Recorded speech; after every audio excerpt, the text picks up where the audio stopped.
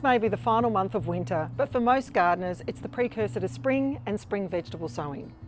In southern states, it's still too early to sow spring crops directly into garden beds, but you can give your garden a kickstart by sowing in punnets and then transplanting out after all likelihood of frost has passed. Sowing seed at this time of year needs a more controlled environment. Now, most of us don't have a greenhouse at home, so we have to use things like propagation trays, plastic tubs and cold frames. All seeds have an optimal germination temperature range, and for some seed it's higher than others. Chilies, for example, need much higher temperatures than tomatoes do for successful germination. For these plants, you may need a heat mat, especially at this time of year. Of course, you can also try the old adage of putting it on top of the hot water service, but if you have more than a few punnets, a heat mat may be a better solution. Soak seed in lukewarm water before sowing.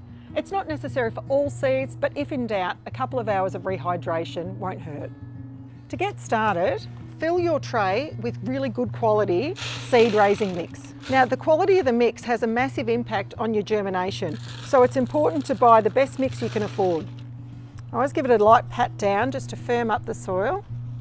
Now, take one seed, insert one in each tray. Now, obviously they're wet. Tomato seeds don't need to be inserted very deep, so I just poke them in a little bit.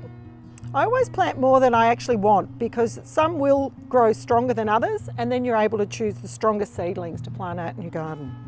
Pop a label in while you can still see the seeds so you know which ones you've sown. Then lightly cover with a little bit more seed raising mix. Water them in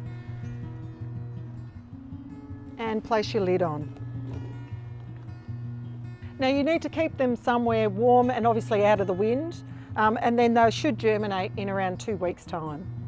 Once germinated, seedlings will need more frequent watering.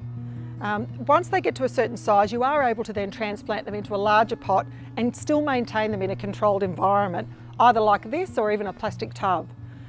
When they're large enough and you think you might be ready to plant them out in the garden, you need to just harden them off, and you can simply do that by leaving the lid off during the day and only putting it on at night until you don't need to put the lid on at night at all. And at that stage, they're ready to be transplanted out into the garden after all likelihood of frost has passed. If you'd like to know more about what to do in your growing zone this month, or even for more seed sowing tips, please check the Diggers website for more details.